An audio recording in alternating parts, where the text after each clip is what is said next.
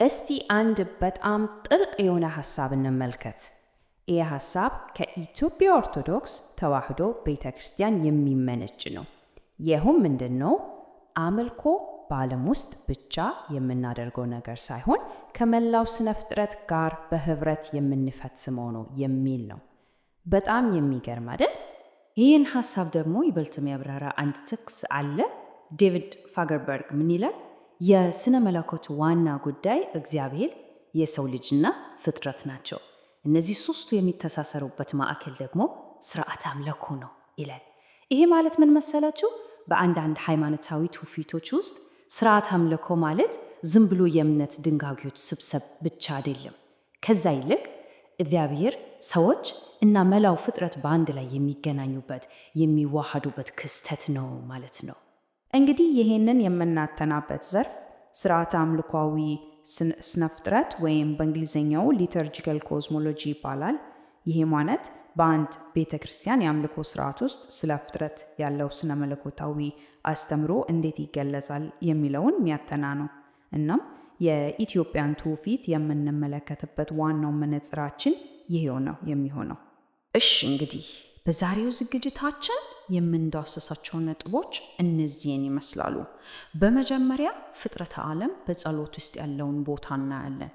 ቀጥሎም ለዚህ ስነ ፍጥረተ አምልኮ የቀረበውን እቅድ እንመለከታለን። ከዚያም ምድራዊ ነገሮች እንዴት ሰማያዊ ትርጉም እንደሚይዙ እናያለን። የኢትዮጵያን ልዩ ስርዓተ ቅዳሴ እንቃኛለን እና በመጨረሻም ሰማይ በምድር የሚለውን ጽንሰ ሐሳብ እንመረምራለን። እሺ፣ በመጀመሪያው ክፍላችን የምናየው ይህን ነው። አምልኮ በዓለም ውስጥ ብቻ ሳይሆን ከዓለም ጋር ቢሆንስ?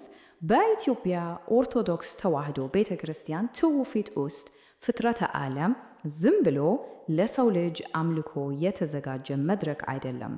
ከዛ ይልቅ ራሱ በንቃት የሚሳተፍ አብሮ የሚያመሰግን መዘምራን ነው ማለት እንችላለን። እና ይህንን አመለካከት በደንብ የምናይበት ዋናው ስርዓተ አምልኮ ደግሞ ቅዳሴ ይባላል። ቅዳሴ እንግዲህ የቤተ ክርስቲያኗ ማዕከላዊ የአምልኮ ስርዓት ነው። በውስጡም ይህን ልዩ ሆነ ፍጥረትን ሁሉ አሳታፊ የሚያደርገውን አመለካከት የሚገልጹ በጣም ብዙ ጸሎቶችን ይዟል። ለምሳሌ በቅዳሴ ጊዜ ጸሎት የሚቀርብላቸውን ነገሮች እስቲ እንመልከት። ለዝናብ በረከት፣ ለወንዞች ውሃ፣ ለምድር ፍሬዎችና ምርት ይጸለያል። ከዛም አልፎ ለሰዎች ደህንነት፣ ለእንስሳት ደህንነት እንዲሁም ለመላው ዓለም ሰላም ይጸለያል። እዚህ ጋር በጣም የሚያስገርመው ነገር ምንድን ነው? ይሄ ዝም ብሎ እንደ ግጥም የሚነገር ነገር አይደለም። ይልቅስ ለተፈጥሮ ዓለም ደህንነት የቀረበ ቀጥተኛ እና መደበኛ ምልጃ ነው። እንዲያውም የ318ቱ ሊቃውንት ፍሬ ቅዳሴ ላይ በግልጽ እንደተቀመጠው እግዚአብሔር የሚመሰገነው በሰማይና በምድር ከነ ዓለማቱ በባህርና በወንዞች እንዲሁም በውስጣቸው ባሉ ነገሮች ሁሉ ነው። ስለዚህ እዚህ ጋር ወሳኙ ነጥብ ምንድነው? እግዚአብሔርን ያመሰገነው ሰው ብቻ አይደለም። ስርዓተ ቅዳሴው ራሱ ወንዞች፣ ባህሮች፣ ምድር ሁሉም ነገር ምስጋና እንደሚያቀርብ በይፋ እውቅና ይሰጣል ማለት ነው። እሺ፣ ይህ ሐሳብ ከቤተ ክርስቲያን ጸሎት ወጥቶ መልክዓ ምድሩን ራሱን እስከ መቀደስ እንዴት እንደሚደርስ ደግሞ አሁን እንመልከት።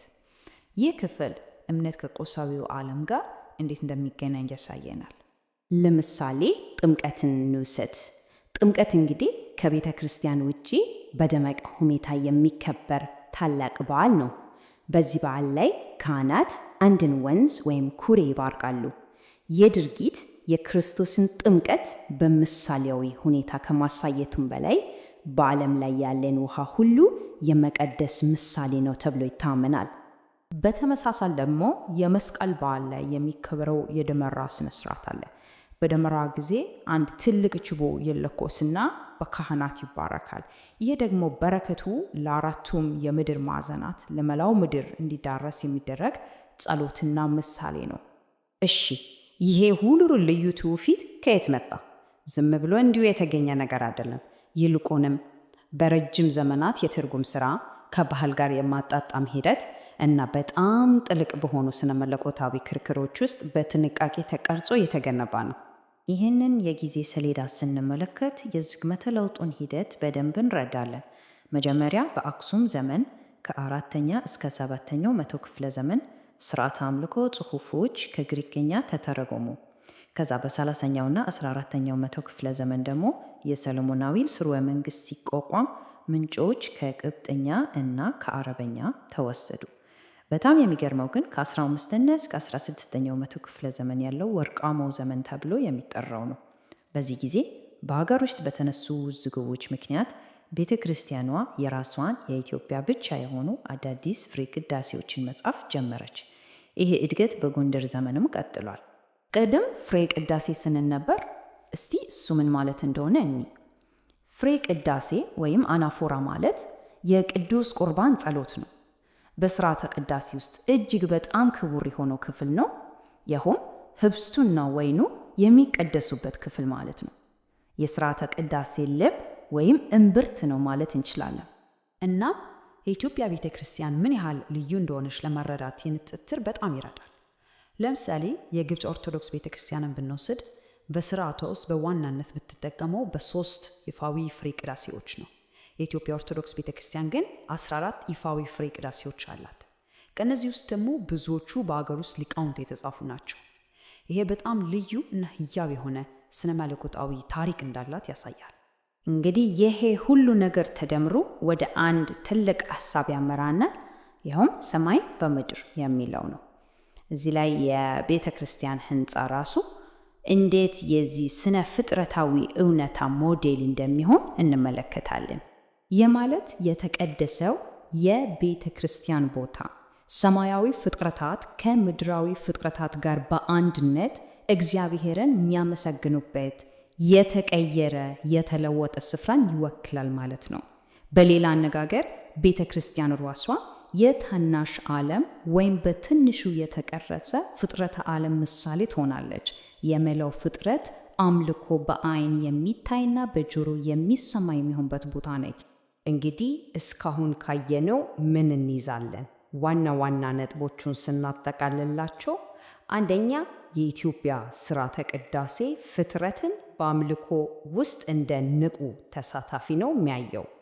ሁለተኛ የቅዳሴ ጸሎቶች የተፈጥሮን ዓለም በቀጥታ እየጠቀሱ ይባርካሉ።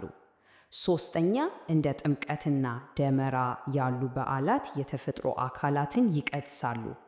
አራተኛ ይሄ ሁሉ ዓለም አተያይ የረጅም ጊዜ የማጣጠምና የአገር በቀል የፈጠራ ታሪክ ውጤት ነው እና በመጨረሻም የቤተ ክርስቲያን ህንፃ ራሱ የሰማይ በምድር ምሳሌ ነው።